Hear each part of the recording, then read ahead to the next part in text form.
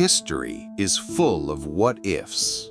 What if Ibadan had fallen? What if the Yoruba people had bowed to Emir rule? Today, many Yoruba cities might carry different names, speak with different tongues, and pray under different crowns. But Ibadan stood, Ibadan fought, and Ibadan saved a people. This is the forgotten story of Yoruba resistance. The early 19th century brought winds of change that swept across West Africa. At the heart of it was a movement that would redraw boundaries, topple kingdoms, and threaten entire cultures, the Fulani Jihad. Beginning in 1804, Usman Fodio's call to purify Islam and uproot corrupt Hausa rulers grew into a vast military and spiritual campaign. His followers, zealous warriors mounted on swift horses, fought under green banners, carrying both Quran and sword. In less than a generation, the Hausa states crumbled. Out of their ashes rose a powerful caliphate headquartered in Sokoto. But conquest has no respect for borders drawn by others. The caliphate's armies marched southward. They captured Nupe lands. They pressed into the Middle Belt. And soon they were at the very doorstep of Yorubaland. The once mighty Oyo Empire, guardian of Yoruba independence, had already weakened. Years of internal strife, rebellions, and shifting trade routes had eaten away at its power. Oyo's cavalry, once feared across the savannah, no longer carried the thunder it once did. It was in this weakened moment that Fulani forces struck south, first through Ilorin. Ilorin, once a proud Yoruba town under Afanja, the Areona Kakanfo of Oyo, fell to Betrayal. Afanja invited Fulani allies to bolster his rebellion against the Oyo Khan, but the guests became masters. The Fulani, through cunning and force, took Ilorin for themselves, killed Afanja, and declared it an emirate under Sokoto's spiritual leadership. Ilorin was no ordinary town. It was the Yoruba Northern Gate. Its fall meant the Fulani now had a direct launch pad into the very heart of Yorubaland. From there, raids poured southward, plundering villages, enslaving captives, burning crops.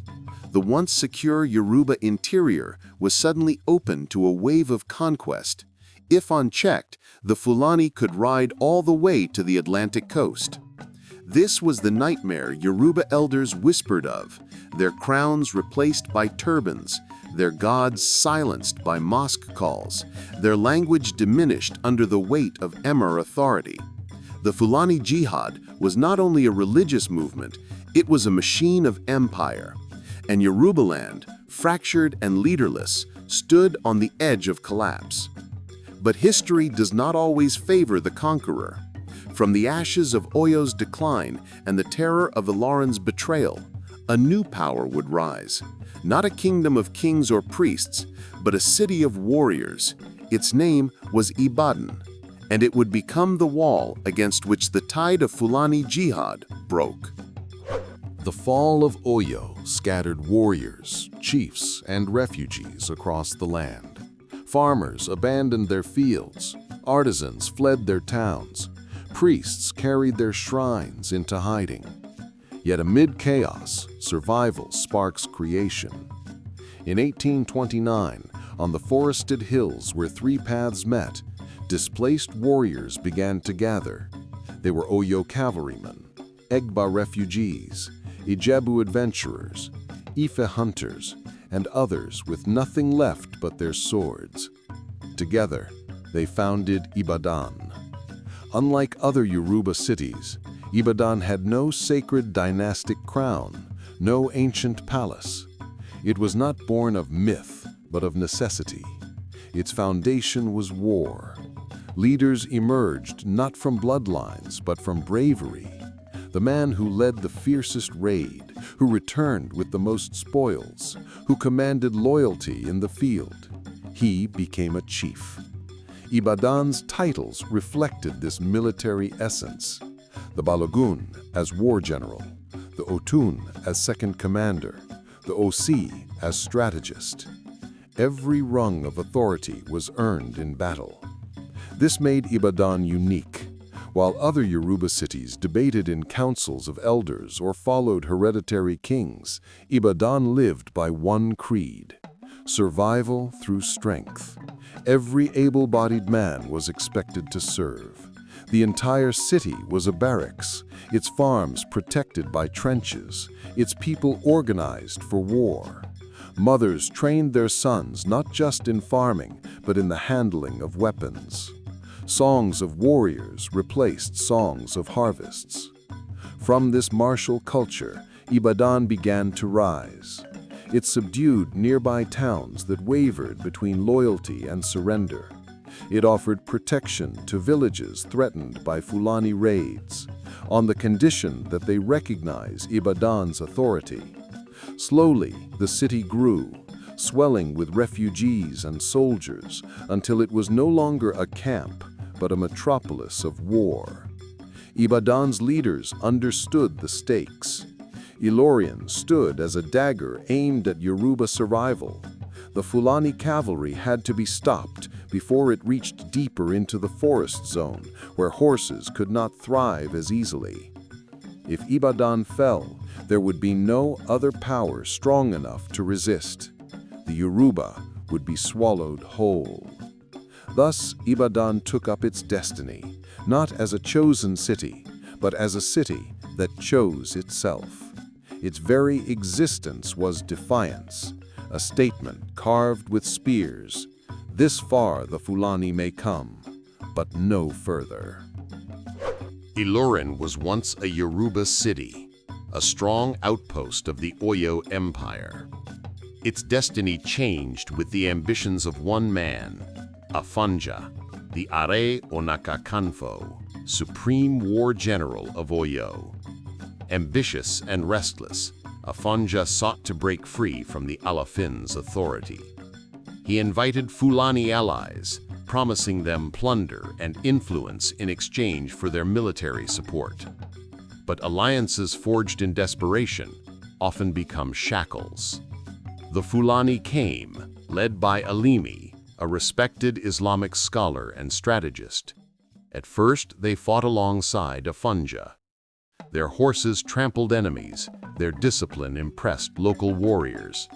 But soon, Afonja realized too late that the Fulani had no intention of being temporary guests. They entrenched themselves, drew more followers from the north, and began to reshape Ilorin into something entirely new. Afonja resisted, but betrayal followed betrayal. His own men, swayed by Fulani promises, turned against him. In a bloody climax, Afonja was killed, his rebellion consumed by the very allies he had empowered.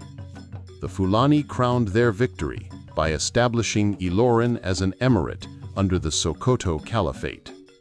The Yoruba gate had fallen.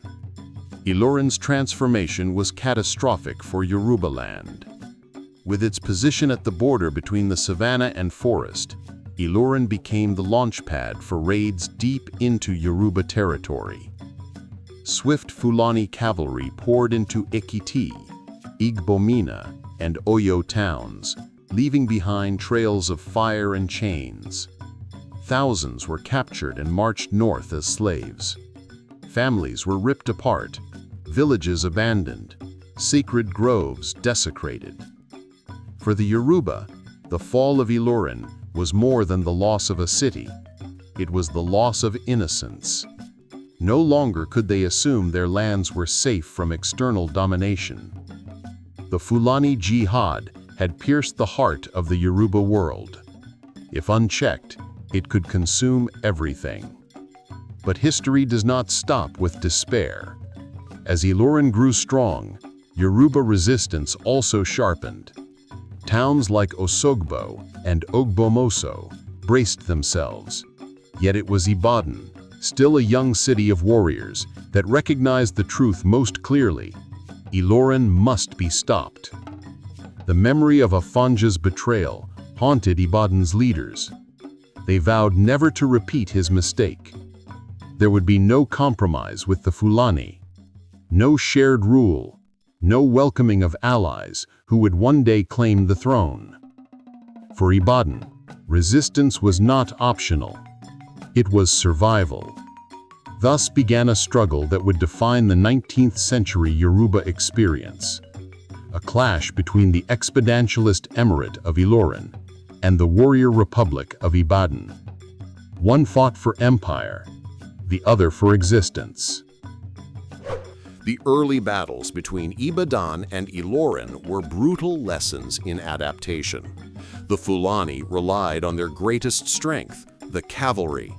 Mounted warriors, armored and swift, could strike a village, burn it to the ground, and vanish before defenders had time to organize.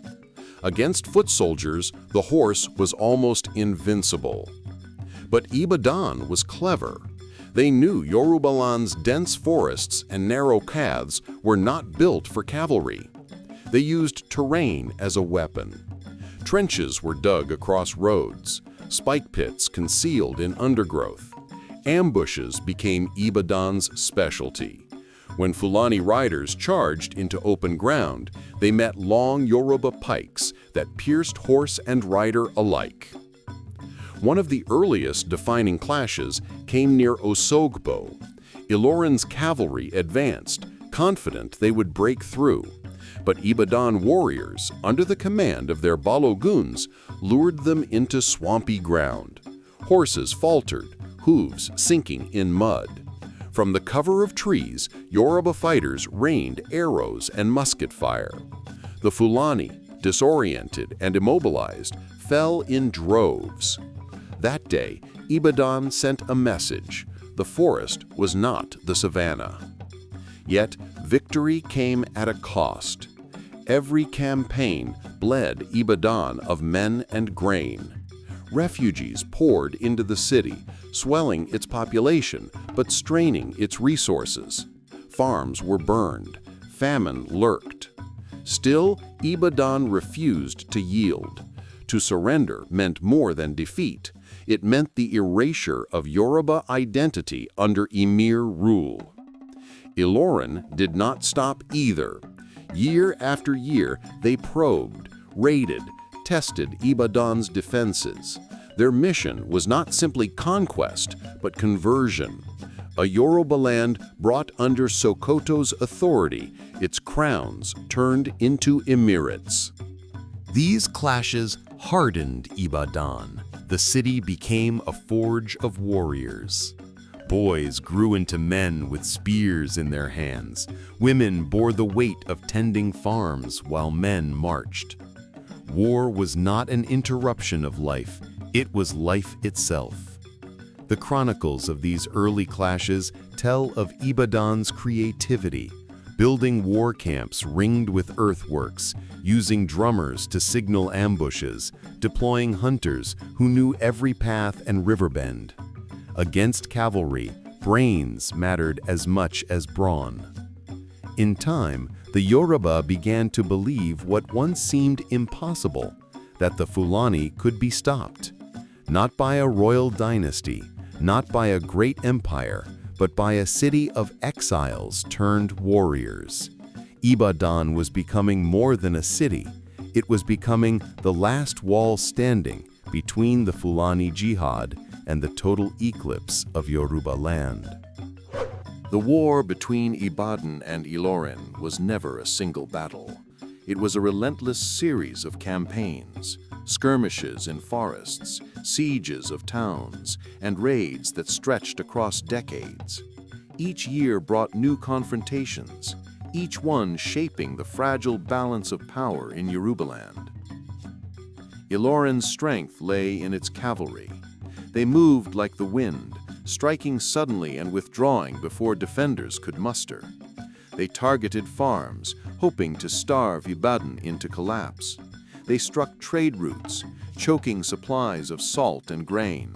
Above all, they sought to break Yoruba morale, convince people that resistance was futile, that surrender would bring peace. But Ibadan would not break. Its leaders understood that to bow to Ilorin was to lose everything: their gods, their crowns, their very identity. They fought with a ferocity born not of ambition, but of desperation. Every trench dug, every spear sharpened, every ambush planned carried the weight of survival. One campaign stands out in memory: the defense of Osogbo. Ilorin's forces, confident after earlier raids, advanced deep into Yoruba territory. Their cavalry thundered across open ground, determined to seize the town as a staging point for further conquest. But Ibadan's warriors had prepared. They fortified Osogbo with earthworks and stationed hunters in the surrounding forests. The battle was fierce. Ilorin's horsemen charged again and again, but the trenches held. Spears pierced horses, muskets cracked from behind cover, and Yoruba drums thundered signals through the air. When the dust cleared, Ilorin's forces had been driven back. Osogbo remained free, and Ibadan's reputation as the bulwark of Yorubaland was sealed. Yet victory brought little rest. Refugees poured into Ibadan: farmers, artisans, priests, swelling the city beyond its capacity. Feeding them became a struggle. Famine stalked the streets, even as warriors marched to new campaigns. But hardship only steeled Ibadan's resolve. The city learned to ration, to rebuild quickly after raids, to turn scarcity into endurance. Ilorin did not relent. Their jihad was not a passing storm, but a mission sanctioned by Sokoto. As long as the emirate stood, it would continue to press southward, and as long as Ibadan stood, it would resist. The war became a grinding stalemate, neither side able to deliver the final blow, both bleeding, both enduring. What made Ibadan remarkable was not its size or wealth, but its will.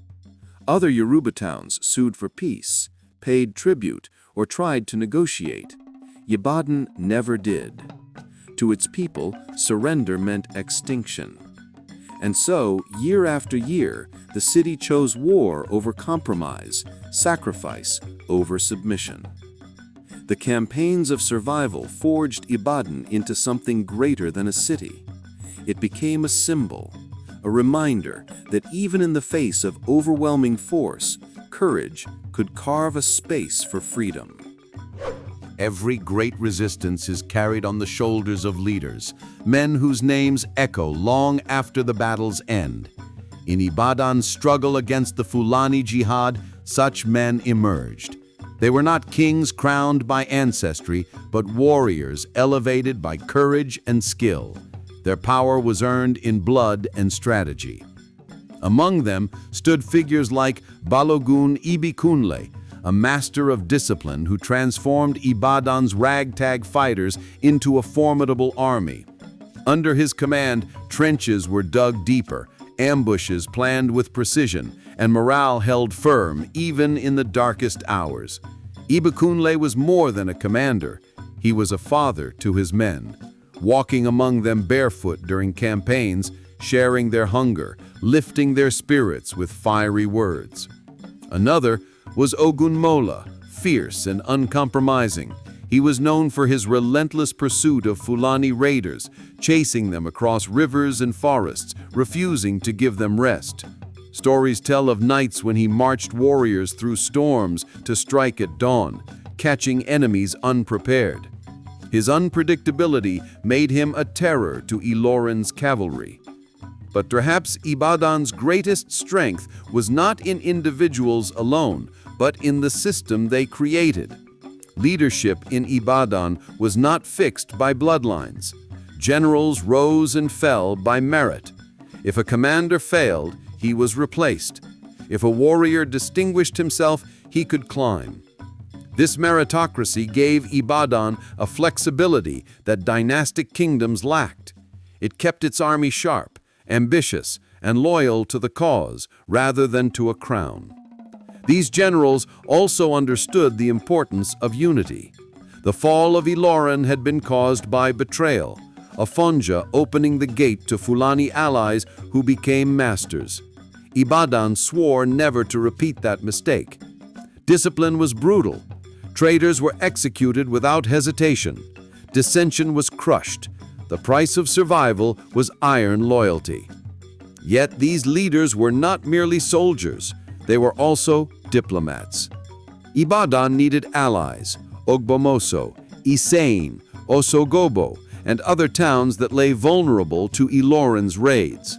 The generals negotiated, threatened, and sometimes forced towns into alliance. In return, Ibadan provided protection, stationing its warriors where raids were most likely. Slowly, a defensive network grew, with Ibadan at its center. Through these generals, Ibadan's reputation spread far beyond Yorubaland. Traders carried tales of a city that defied the jihad, a people who would not yield. To some, Ibadan was brutal, domineering, and feared. But to many, it was hope, the wall that kept the Fulani tide from drowning the Yoruba world. In the echo of their drums and the memory of their marches lies a truth. Ibadan's generals were more than men. They were the living embodiment of defiance. Their legacy was not merely survival, but the preservation of a culture on the brink of eclipse. The Yoruba wars of the 19th century were not simply contests of strength. They were shaped just as much by betrayal, shifting loyalties, and the fragile threads of alliance. To resist the Fulani Jihad, Ibadan needed unity across Yorubaland, but unity was easier to demand than to sustain. Ilorin's strategy often relied less on brute force and more on manipulation. Their leaders knew Yoruba cities feared Ibadan almost as much as they feared Ilorin. Ibadan's dominance, its demand for tribute, its heavy hand in allied towns made some Yoruba leaders resentful. Ilorin exploited this discontent skillfully. Emissaries would whisper promises, "Surrender, and we will spare you. Join us, and you will keep your throne." For chiefs struggling to preserve their towns, the offer was tempting. More than once, villages defected. A fortress that Ibadan had trusted suddenly opened its gates to Fulani raiders. A chieftain who had sworn loyalty one season might betray Ibadan the next. These betrayals cost lives. Warriors were ambushed by supposed allies, supply lines severed, camps exposed. Every act of treachery deepened Ibadan's suspicion of its own neighbors. Yet Ibadan itself was not innocent. Its discipline was harsh, sometimes cruel. Towns that hesitated to send warriors or food were punished severely. Leaders who wavered were replaced with Ibadan loyalists. To some, Ibadan seemed less like a liberator and more like a conqueror in its own right. But this ruthlessness was born of necessity. Ibadan's leaders knew that the fate of Yorubaland depended on unity, and unity could not be left to chance. The memory of Ilorin's betrayal of Afonja haunted every decision. Ibadan swore never to let its guard down. Traitors were executed swiftly, sometimes whole families exiled. The city demanded absolute loyalty, not as a matter of pride, but as the price of survival. In war, softness was death. But betrayal carried another cost. It eroded trust among the Yoruba themselves. Brothers turned against brothers. Towns resented the heavy demands of Ibadan, and suspicion poisoned relations. It was this weakness that Ilorin counted on, that the Yoruba would destroy themselves while the jihad claimed their land piece by piece. Still, Ibadan endured. Each betrayal was met with greater vigilance. Each defection hardened its resolve. The city began to rely less on promises from allies and more on its own might. It expanded its reach, stationing garrisons in vulnerable towns, sending its generals to oversee defenses directly. Slowly, Ibadan transformed from a military camp into the central authority of Yorubaland's resistance. Yet the bitterness of betrayal lingered. It remains one of the great tragedies of Yoruba history that in the moment of greatest peril, unity was so fragile and trust so easily broken. And yet, out of this brokenness, Ibadan's iron grip emerged stronger than ever. By the mid-19th century, the clash between Ibadan and Ilorin reached a grinding stalemate. Ilorin's cavalry remained a constant menace, but the forest terrain and Ibadan's strategies blunted their advance. Ibadan could not destroy Ilorin outright, but neither could Ilorin break through to dominate Yorubaland. The turning point was not a single battle, but a gradual shift. The Yoruba, once terrified of Fulani cavalry, learned to adapt. Hunters guided armies through narrow paths where horses were useless. Musketeers gained skill in volleys, their bullets tearing through armored riders. Defensive trenches, perfected by Ibadan, made direct charges costly. The psychological advantage of the cavalry, the fear that once made men scatter, was slowly eroded. One account speaks of a night raid where Ibadan warriors crept into Ilorin's camp under the cover of drums and thunder. Fires were set, horses panicked, and riders fled into the darkness. When dawn came, Ilorin's confidence was shaken. They had expected to terrify the Yoruba into submission. Instead, they had become vulnerable themselves. Another shift was diplomatic.